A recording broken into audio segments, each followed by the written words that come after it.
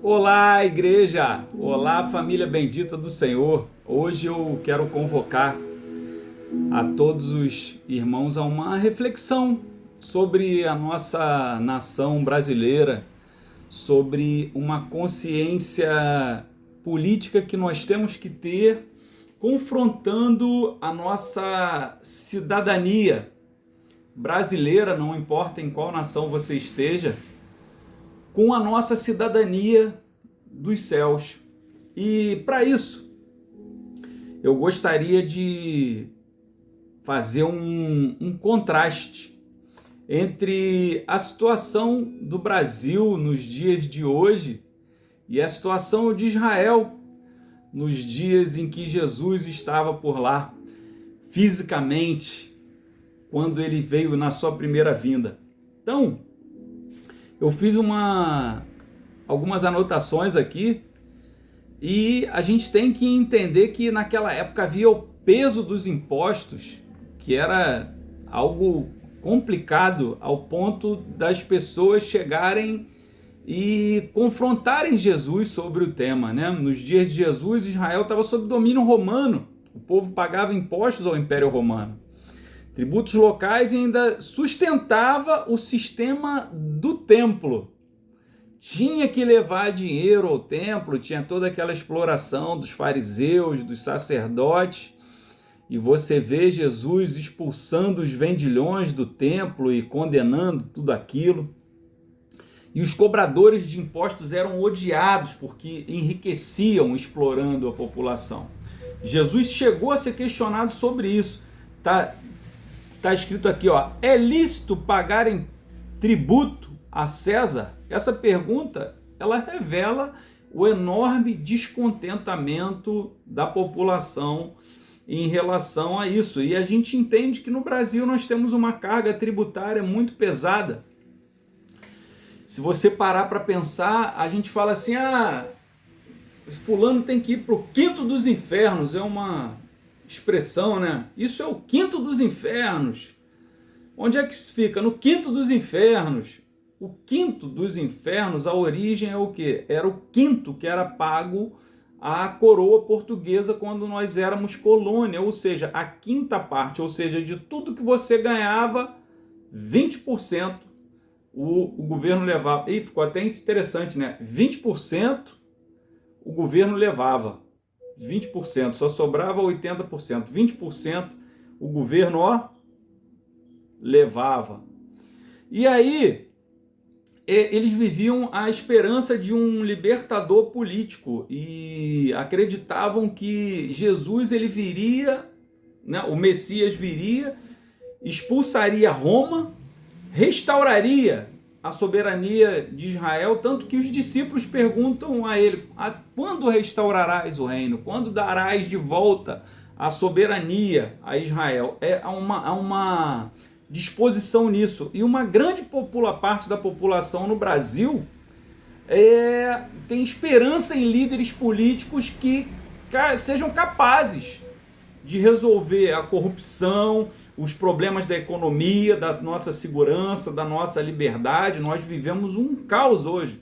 Na época de Jesus tem aquela parábola do jovem, né, do homem que se desloca, desce, e aí ele é pego por salteadores, ele é roubado, ele é espancado, e aí tem a questão do fariseu que passa direto, do levita passa direto, e quem socorre ele é um publicano. Não é ninguém ligado à religião.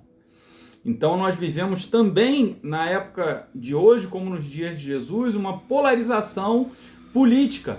A sociedade judaica estava extremamente dividida. Tinha fariseus rigorosos na tradição religiosa, saduceus ligados ao sacerdócio e à elite política, zelotes, defensores de uma revolução armada contra Roma. Vamos fazer um protesto, vamos fazer isso, vamos fazer um movimento e tal e coisa, vamos, né? Como diriam aqui outras pessoas, vamos dar o golpe, né?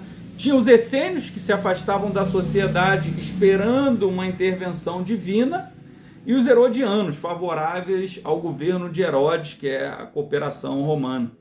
Então cada grupo acreditava possuía solução para Israel. E não é diferente hoje, nos dias do Brasil. Também tem um monte de ideologia, grupos antagônicos, todo mundo disputando narrativa, economia, costume, religião, um perseguindo o outro. Tem gente querendo dividir religião e Estado, outro querendo unir religião e Estado. Só que o reino de Deus, ele transcende tudo isso.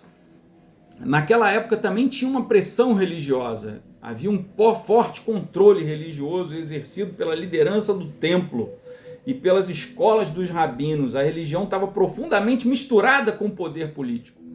Jesus confrontou esse sistema diversas vezes. Hoje o contexto brasileiro é diferente, pois a liberdade garantida em lei, e ainda assim há muitos cristãos que percebem conflitos culturais e jurídicos envolvendo valores morais. Por exemplo, está transitando em Brasília um projeto de lei que defende o direito do psicólogo de ser psicólogo cristão, de expressar, porque a nossa religião é uma parte de nós, é uma expressão da nossa personalidade.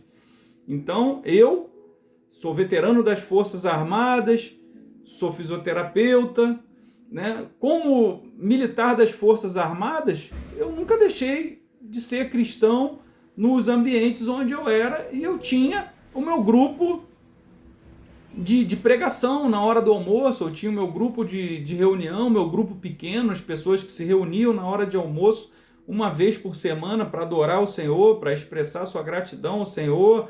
Eu tinha meus momentos onde hoje eu sou psicanalista com abordagem cristã, sou psicoterapeuta com abordagem cristã, mas desde aquela época eu já exercia o que eu faço hoje, só que hoje com algumas ferramentas, que era ouvir o soldado, ouvir o cabo, ouvir o companheiro que estava com dificuldades financeiras. Recentemente mesmo eu escutei um testemunho de um pastor que se converteu no exército. Ele era cabo, ele pensou em dar cabo da própria vida, e um outro militar conversou com ele, falou do amor de Jesus, convidou ele para a igreja, ele foi, aceitou Jesus na igreja, a esposa dele se reconciliou, e hoje ele é um pastor. Então, é uma parte da nossa expressão espiritual, né? Então, existe uma perseguição na concepção de algumas pessoas de que os conselhos proíbem o psicólogo, por exemplo, de se expressar como cristão nas suas redes sociais, no seu consultório, coisa parecida. Então, vamos dar continuidade aqui nas anotações que eu fiz. As situações não são muito distintas, mas tem muita tensão, né? Então, outra coisa que nós podemos comparar, tinha uma crise moral. Os profetas do Antigo Testamento insistiam que o problema de Israel não era apenas Roma, era idolatria, era injustiça, era corrupção, era o abandono da lei de Deus. Jesus também afirmou que o problema central do homem não era César, mas o pecado. Então, o que você vê aí? O povo de Israel está na escravidão do Egito, clama a Deus, Deus ouve a oração, liberta o povo vira as costas para Deus, imediatamente já fizeram um bezerro de ouro. O líder está demorando, acha um bezerro de ouro. Arão tirou de dentro de si um bezerro de ouro, né? Porque a ideia eles não pediram um bezerro, eles pediram, dá para nós um Deus. Então, se o Deus saiu da cabeça de Arão, saiu de dentro dele a ideia de construir um bezerro. Então já começa a idolatria ali.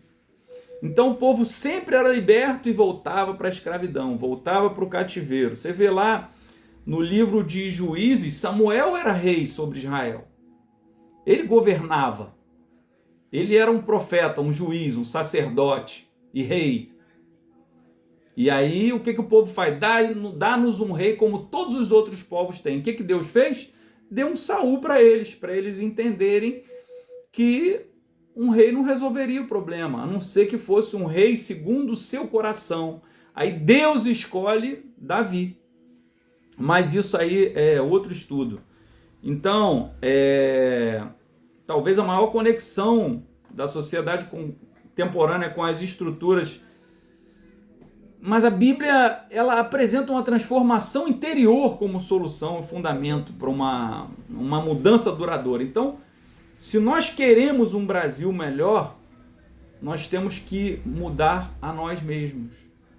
Por quê? Você vê no texto bíblico que diz assim, e aquele problema daquela sociedade, o cheiro do pecado, da corrupção, subiu às narinas de Deus. Então Deus, ele olha, ele sente aquele cheiro ali daquele lugar. E aí ele condena um lugar como ele condenou Sodoma e Gomorra. Ele sentiu o cheiro do povo de Israel, ele percebeu a idolatria de Israel e se divorciou de Israel. Ele permitiu Israel ir para o cativeiro babilônio. Ele permitiu o cativeiro assírio. Ele permitiu a dominação de Roma. Então o que nós temos que entender? Se existe um problema no Brasil, é permissão de Deus. E no livro de Daniel diz que Deus estabelece reis e destrona reis. Está tudo sobre o governo dele.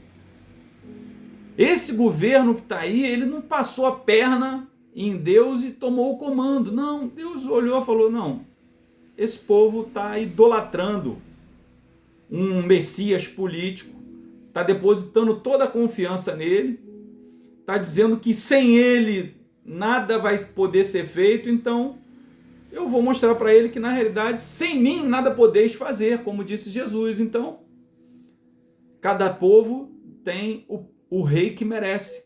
Então os juízes pediu um rei, rejeitou Samuel e ganhou um Saul. E aí, nós falamos no vídeo anterior, posso deixar aqui no final do vídeo, que Samuel ainda estava chorando ainda, eu quero aquele outro, tal. E Deus já tinha rejeitado Saul. Então Deus, às vezes, ele destrona, ele rejeita. Então vamos continuar. Quando muitos esperavam um revolucionário político, Deus enviou Jesus, um Salvador. Quando esperavam um rei montado num cavalo de guerra, Jesus entrou em Jerusalém num jumento. Quando eles esperavam que Jesus fosse para o trono, ele escolheu ir para a cruz. Quando esperavam uma derrota de Roma, ele veio para derrotar o pecado e vencer a morte. Primeiro ele vence a morte na vida de Lázaro. Depois ele vence a morte em si mesmo. Se Jesus aparecesse hoje no Brasil, imagina o cenário. Jesus hoje, no Brasil. Um homem realizando milagres, sinais, prodígios, maravilhas, multiplicando pão, peixe, andando entre as multidões. O cego vê, o coxo anda, o paralítico, ele ressuscita os mortos. O que aconteceu com Jesus quando ele fez a multiplicação dos pães e dos peixes? O que aconteceu em alguns momentos da vida de Jesus? Eles quiseram coroá-lo rei. E aí, o que aconteceu? Ele passou pelo meio deles e se isolou. Imagina o cenário hoje, Jesus ia ter multidões seguindo, ia ter multidões filmando, ia ter multidões colocando os milagres dele, vídeos no YouTube, no Instagram, as redes sociais estariam bombando, todo mundo ia falar que ele que tinha que fazer, ele que tinha que destronar o rei, ele que tinha que sentar no trono, ele que tinha que fazer, mas o povo queria um rei, mas Jesus ele fez o quê? Ele multiplicou pão, curou enfermo, ressuscitou mortos, era amado pelo povo, amou o povo, abençoou as crianças. Então as pessoas não entenderam a sua mensagem e recusaram ele. Judas traiu ele porque provavelmente entendeu que Jesus não ia fazer uma revolução política. Ele fez exatamente o contrário do esperado. Ele fugiu disso, ele se recusou ao poder político. Quando confrontado, ele falou o seguinte: meu reino não é desse mundo. Ele falou: se eu quisesse, tu acha que eu não mandava miríades de anjos aqui para me defender, Pedro? Não precisa cortar a orelha de ninguém, porque o reino que Jesus veio estabelecer é infinitamente maior. Ele não quer reinar sobre o Brasil, ele não quer reinar sobre os tronos, não agora. Ele vai vir como rei e o seu reino será eterno, mas não como um rei político. que senta num trono, que bota uma coroa como rei da Inglaterra, não um rei político que bota uma faixa presidencial. Ele não quer ser maior do que o Trump, maior do que o presidente do Brasil, não quer nada disso. Jesus, ele quer reinar sobre algo muito mais importante, que é o seu coração, o meu coração. Ele não está preocupado com redução de impostos, com independência nacional. Ele veio falando de arrependimento, de perdão. Você quer liberdade? Perdoa. Quando você perdoa, você quebra todas as correntes que te prendem às pessoas que você não perdoou. Quando você perdoa, você está sendo perdoado, porque o Pai Nosso diz: perdoai assim como nós perdoamos. Então, se você não perdoa, você não foi perdoado. Deus veio pregar através de Jesus um novo nascimento, uma vida antes e depois dele. Jesus dividiu, nenhum outro rei dividiu a história da humanidade em duas partes. Jesus não só dividiu a história da humanidade em duas partes, como dividiu a minha vida e a sua em duas partes. Porque a princípio eu não nasci em berço cristão e a minha vida foi dividida por Jesus. Então existe um Marcelo antes de Jesus e um Marcelo depois de Jesus. Então a gente não tem que depositar nossa confiança absoluta em presidente, partido, governante, como se essa transformação pudesse ser produzida por decreto. Porque nem Deus, ele estabelece decreto para que você tenha que amar ele, que você obedeça a lei dele. Ele fala: eis que ponho diante de ti uma porta. Tem diante de você dois caminhos. Escolhe o caminho do bem, o caminho da verdade, da vida, do amor, que é Cristo. Então, Deus não te obriga a amar e a obedecer a Ele. Deus fez o que? Ele te deu o livre-arbítrio. Ele não quer um amor obrigado. Ele não pegou o teu DNA e programou. Ele vai ser extremamente obediente, ele vai fazer isso, vai ser aquilo, ele vai ser um robozinho e eu vou manipular ele. Não, Deus não falou que vai te manipular. Deus quer que você o ame por espontânea vontade. Ele quer que você o aceite como Senhor e Salvador. No livro de Apocalipse diz: eis que estou à porta e bato. Ele está batendo a porta, ele é um cavaleiro. Se você abrir, eu vou entrar e vou cear contigo. Ele não chega e põe um decreto na tua porta, bate assim com o martelo, pá, pá, pá. Ó, a partir de agora essa casa é minha, todo mundo aqui me serve, é meu escravo. Não, não tem isso. Ele não é um imperador, ele chega para... Então ele te deu o livre-arbítrio. E você que tem que escolher que ele seja Senhor. Senhor ali, a palavra é cúrio, soberano. Não é só Salvador, é soberania. Então todo dia Adão encontrava com Deus no Éden e falava: o que é para fazer hoje? Olha só, eu fiz isso. Então você presta contas e recebe novas ordens. Então, Abraão, sai da tua terra, da tua parentela para a terra que eu te mostrarei. Ele saiu da terra, não saiu da parentela, levou Ló junto. Quando ele se aparta de Ló, Deus dá o filho para ele. Então, à medida que você vai caminhando, é como se fosse um farol. Lâmpada para os meus pés é a tua palavra e luz para o meu caminho. À medida que você vai caminhando e obedecendo, obedece um passo, aí você obedece. Quando você deu aquele passo, ele fala: agora vai para cá, agora vai para lá. O Espírito Santo sopra onde quer e você não consegue discernir. E quem é guiado pelo Espírito é assim, não sabe para onde vai. Ele espera e Deus vai dando o comando. Então, nunca foi César. O problema sempre foi o pecado e para isso não existe solução política. Existe cruz, existe arrependimento, existe Cristo. E lógico que pode ter lei também que diminui o pecado. Existe, Marcelo? Existe. Se as nossas leis fossem mais rígidas, menos complacentes com o pecado, com o crime, duvido que as pessoas iriam pecar tanto. Se o cara tivesse cometido homicídio, apodrecesse na cadeia até a morte, ou se ele tivesse que ficar na cadeia trabalhando e produzindo para compensar o crime que ele fez, se ele fosse para a cadeia e pudesse ser condenado à morte, a cadeira elétrica ou coisa parecida, ia diminuir muito a criminalidade. Você vê que nos Estados Unidos as pessoas podem ter arma e se defender. E a criminalidade lá é bem menor do que no Brasil. Entendeu? Então, existe o rigor da lei pode diminuir o pecado. Então, é importante a gente votar em pessoas que sejam favoráveis a leis mais rigorosas. Então, assim, Jesus não veio assumir um trono em Brasília. Entendeu? Se a gente fizesse hoje o que o povo judeu fez com Jesus, assume lá, Jesus não ia aceitar, gente. Então vamos parar com esse negócio de idolatrar um político cristão.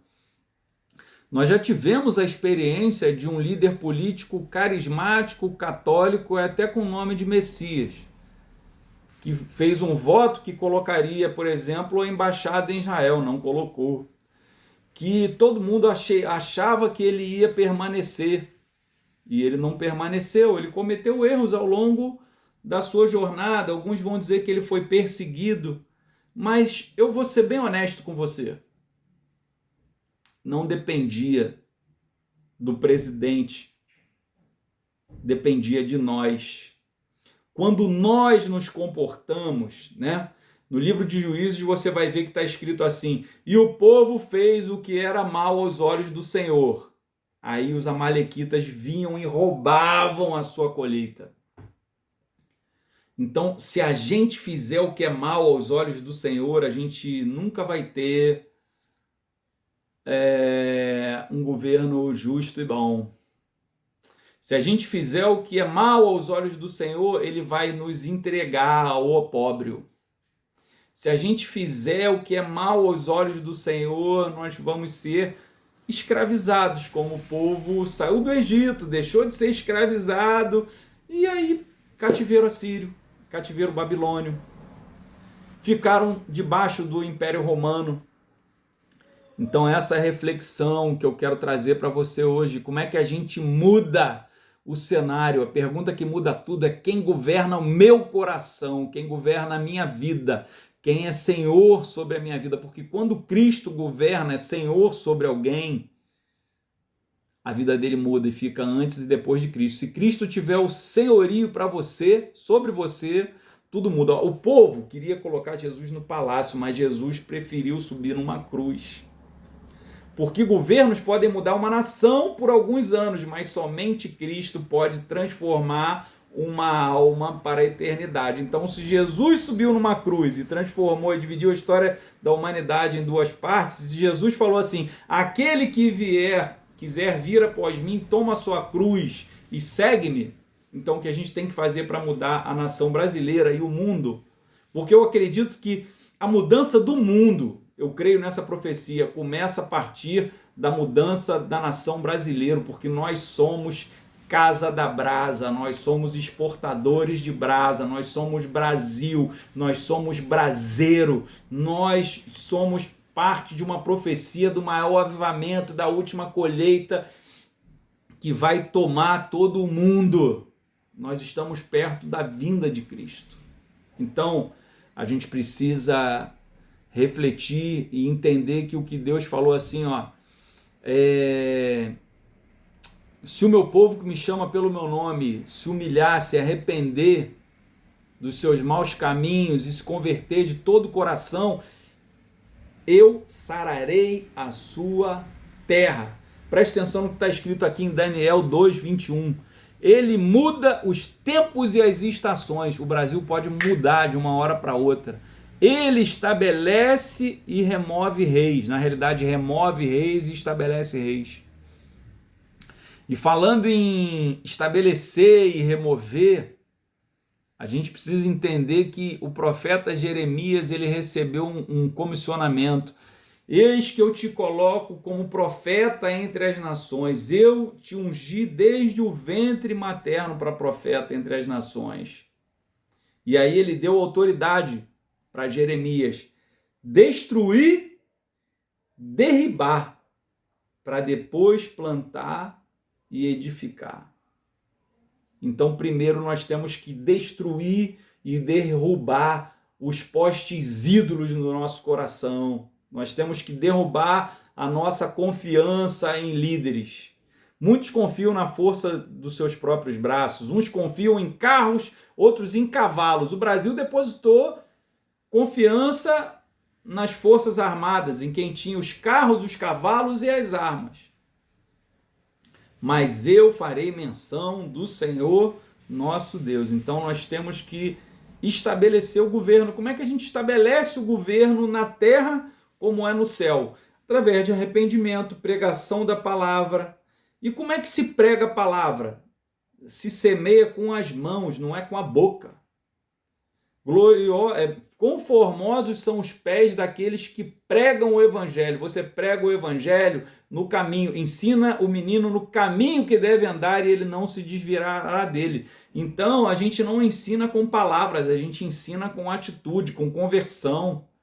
Ninguém vai se converter a Cristo sem ver a transformação na sua vida. Ninguém vai se converter a Jesus e ir visitar a sua igreja se você é conhecido pelo corrupto no seu ambiente de trabalho, se as pessoas sabem que você tem práticas destrutivas, tóxicas, pecaminosas na sua vida. Entendeu? Eu sei que existem calúnias também, mas falsos julgamentos. Ele comprou um carro novo com o dinheiro do dízimo da igreja. Você sabe lá, irmão. Se o cara ganhou um processo na justiça que ele já estava esperando um tempão. Então, deu testemunho. Testemunho é a maior força de conversão. Então, nós precisamos nos vigiar, orar e vigiar para que a gente possa pregar. E o Evangelho diz que a ordem de Cristo é ide e fazei discípulos. Não é ir de fazer as pessoas aceitar Jesus, é fazer discipulado, e o discipulado é de perto. A palavra diz que talmidim é a palavra discípulo. E o conhecimento rabínico diz que um discípulo tem que ter nos seus pés a poeira do seu mestre. Ou seja, o discipulado é alguma coisa de perto. Você olha para o livro de Atos, era família. O cara era recém-convertido, ia almoçar na tua casa, jantar na sua casa. Eles tinham tudo em comum, dividiam o pão, né? É diferente. Não é no de domingo na igreja, porque o teu discípulo que Jesus mandou você fazer, ele saiu da igreja no domingo, segunda ele está no ambiente de trabalho, na terça ele está conversando com aquele vizinho que precisa ser convertido também. Na quarta, ele já está assistindo um programa na televisão que não deveria. E aí ele abre uma janela no celular que leva para outra, que traz uma lembrança ou uma memória. Então o discipulado é de perto, é acompanhamento, é estar junto, é vem comigo, é toma sobre mim o meu jugo é leve, é suave, eu tenho mais experiente.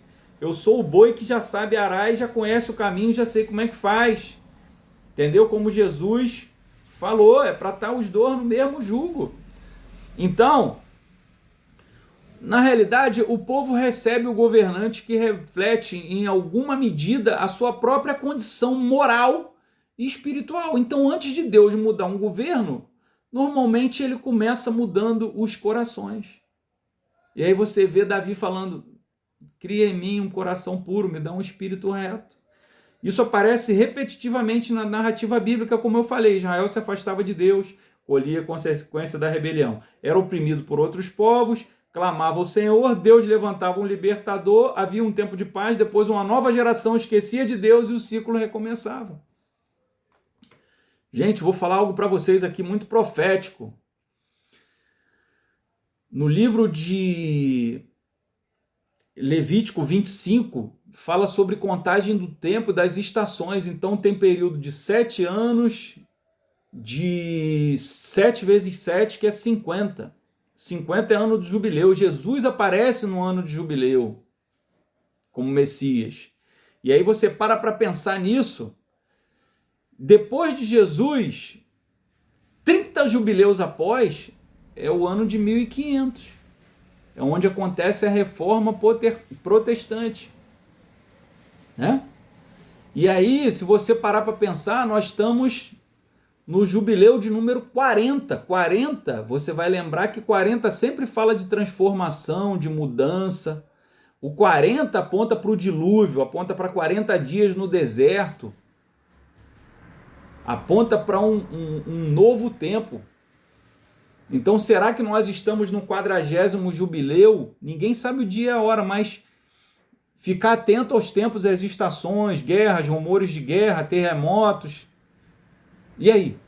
Será que o 40, né? Israel ficou, os hebreus ficaram 400 anos no Egito, 10 vezes 40, até mudar o seu cativeiro. 430 anos, 400, 10 vezes 40, mais 30. Jesus assumiu o seu ministério aos 30 anos. Então, será que nós estamos muito próximos da segunda vinda? Então, a gente precisa pensar que nós estamos no 40º jubileu. Pode ser que Jesus venha agora. Não quero especular, não.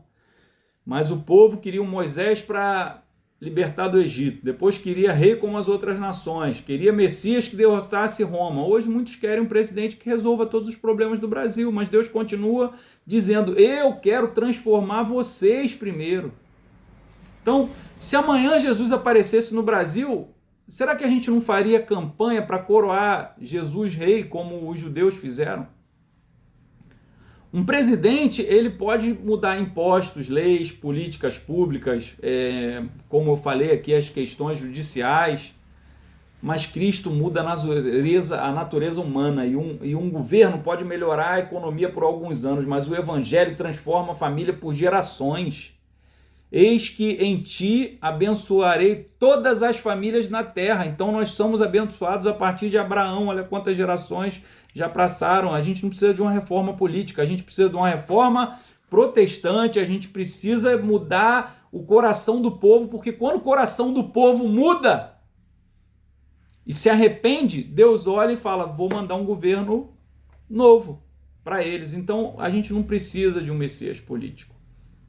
A gente precisa de famílias restauradas, a gente precisa clamar para que do alto desça poder, a gente precisa buscar com jejum e oração para que a gente possa ter o que Pedro tinha. Não tenho ouro nem prata, mas toma aqui, ó, me dá a mão aqui, ó, levanta e anda. Aí levantou, andou pelo templo, aí aquela comoção toda, aquela confusão toda. Ele pregou, 3.000 pessoas se converteram. 3.000 a partir de Pedro. É isso que a gente precisa, que do alto desça poder. A gente precisa de um Pentecostes sobre o Brasil. A gente precisa de algo. E aí a gente não precisa de um Jesus presidente, nem um Jesus imperador, nem com mão de ferro. A gente precisa ter uma vida antes e depois de Cristo. E a gente precisa entregar a nação brasileira a Cristo. Nós precisamos de um avivamento. E esse avivamento vai acontecer a partir das casas, não a partir das igrejas. Lembra que a igreja, a sinagoga, né? Quando Jesus descreve assim, ó, quando está lá no livro de Salmos, fala assim, minha casa será chamada casa de oração. A palavra ali é Beit Tefilá, entendeu? Então é um local onde você entra para orar, é onde você entra para ouvir o Senhor, é onde você entra para ouvir a Deus e receber direcionamento, como um atleta de futebol, já que estamos em período de Copa, chega na beira do campo para escutar o que o técnico tem a dizer a ele. Volta lá e faz isso, vocês estão errando nisso, vem para cá, vai para lá. Então, Beit Tefilá, a casa de oração, é isso, onde você vai para ouvir a Deus, para adorar a Deus, para agradecer a Deus, para mudar a tua frequência. Em vez de ficar como um pedinte, você vai para agradecer, para louvar, porque a gratidão muda tudo. Senhor, graças eu te dou porque o Senhor tem me ouvido. Lázaro, vem para fora. Lázaro ressuscitou, pegou 2 pães e 2 peixes, levantou. Senhor, eu te agradeço e te louvo. Pronto, multiplicou o pão e o peixe. A gratidão muda tudo. O cara que voltou para agradecer, Jesus perguntou, cadê os outros? E os outros não voltaram. Então, por causa da fé daquele homem, Jesus falou, tua fé te salvou. Ou seja, a gratidão dele trouxe, além da cura física, salvação. Vocês estão entendendo? Então a gente tem que ir para o templo para adorar o Senhor, para prestar culto. A gente não vai para assistir o culto na igreja. Não, nós somos a igreja e nós vamos ao templo para congregarmos, estarmos em comunhão ali, adorar e prestar o culto ao Senhor. Então, casa de oração é isso. Mas Jesus falou no termo igreja. A palavra igreja se chama eclésia, chamados para fora, assembleia. O que é isso? no Velho Testamento, quando a gente vai achar a palavra assembleia, o que as pessoas são chamadas, alguém tocava o chofar, todo mundo ficava em alerta, vinha para a praça para receber a ordenação, os comandos, os decretos, as ordens, né? Tem o Levítico, foi dada a lei, depois Deuteronômio, repete toda a lei, e assim por diante, a gente vem para ouvir. Então, eclésia é chamados para fora. Então você vai na igreja para ouvir, você é chamado para fora. Quando você sai da igreja, você não está saindo Quando você sai do templo, você está saindo como igreja para o campo missionário, para ganhar as pessoas, para falar de Deus para as pessoas, para amar as pessoas, para ir e fazer discípulo, batizando em nome de Deus, do Pai, do Filho, do Espírito Santo, e ensinando como andar, entendeu? Então abra seu coração primeiro, depois você abre a sua casa para receber as pessoas, uma célula na sua casa, abra um ambiente de oração no seu trabalho, nós temos direito ao culto. Então vamos orar? Pai, nós nos arrependemos de toda idolatria política. Nós precisamos nos arrepender. Espírito Santo, o Senhor que convence do pecado, da justiça e do juízo, venha sobre nós para nos trazer arrependimento de ter colocado confiança em carros, em cavalos e em homens, Pai. Traga o arrependimento sobre o Brasil de pensar assim, se esse presidente sair, o outro que entrar, nós estamos fritos. Nós declaramos aqui que o Senhor remove reis e estabelece reis e tudo está no seu comando. E nós entendemos que esse governo que está aí foi uma permissão do Senhor. Então, assim como o povo de Juízes que fez o que era mal aos olhos do Senhor, e o Senhor permitiu que os amalequitas viessem roubar a colheita, o Senhor também está permitindo que amalequitas venham roubar a nossa colheita, estabelecer impostos. Mas nós te pedimos, Pai, levanta um Gideão, levanta um homem que creia no Senhor, que venha não reunir um exército de 30 mil, mas que venha promover fé, porque esses 30 mil, foi falado, quem for medroso, sai. Aí depois falou, esses 10 mil que sobraram aí, não me lembro bem se é exatamente isso, manda beber água. Quem beber água e não ficar atento, não beber água igual um cão, tá fora. Aí só vem 300 para provar o quê? Que é o Senhor quem vence as guerras. É o Senhor que vence as guerras. Então, Pai, nós te pedimos que em cada casa, em cada lar que está ouvindo essa mensagem, haja um homem forte e corajoso, um Gideão, um sacerdote e rei, alguém que vai criar um exército, como Davi criou um exército na caverna de Adulão, pessoas endividadas, problemáticas, ele criou ali os seus valentes. Então, Pai, homens que vão em busca dos improváveis. Jesus não foi buscar sacerdotes e políticos, Jesus foi buscar pescadores, cobradores de impostos, homens comuns ali. Logicamente, Jesus também foi contemplado, né, por exemplo, recebia a oferta do procurador de Cusa, da esposa do procurador de Cusa.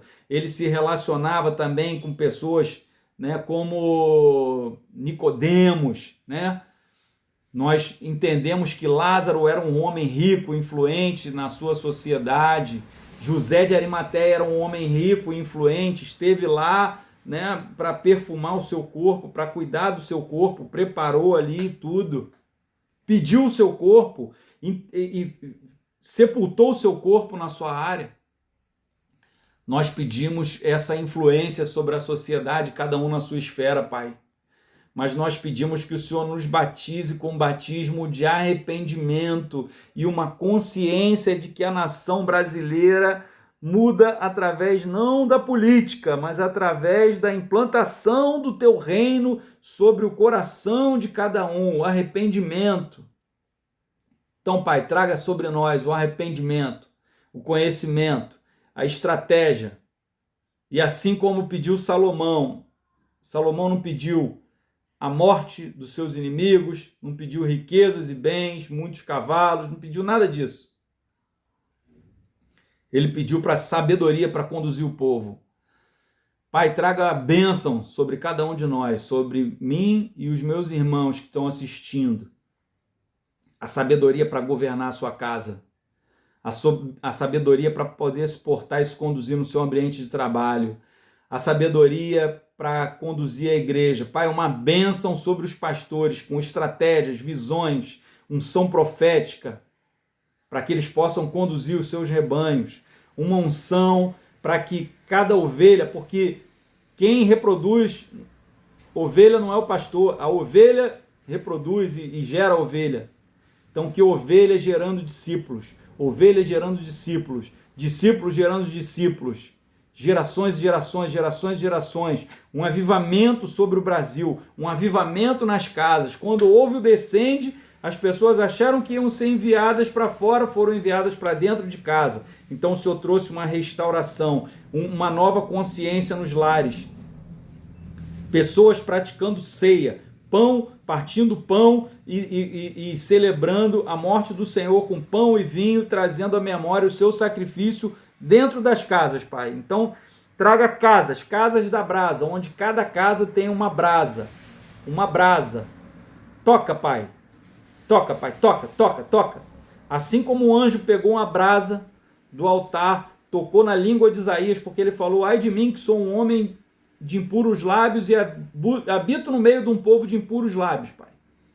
O Senhor vem e toca essa brasa também em nós, uma brasa em nossa língua, e nós possamos escutar o Senhor falando: a quem enviarei? O Senhor não disse para onde, não disse para quê, mas nós queremos responder: envia-me a mim. Então toca-nos com a brasa do teu altar, transforma-nos em brasas vivas do altar, Pai, para que nós possamos realizar a mudança, sermos a mudança que o Brasil precisa. Então, queridos, Deus te abençoe, que essa palavra fale com você, mexa com você e te desperte, te desafie para um novo tempo na sua vida. Você teve um tempo antes e depois de Cristo, e agora que você tem um tempo antes e depois dessa consciência de que o Brasil só muda se eu mudar, se você mudar. Então, Deus te abençoe.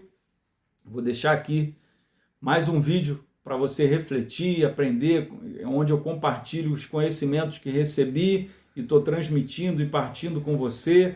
Não se esqueça de inscrever no canal, compartilha, comenta e Deus abençoe a sua vida, Deus abençoe a sua casa, que o Senhor esteja sobre ti, te dê a paz, discernimento, sabedoria, em nome de Jesus. Amém e até a próxima.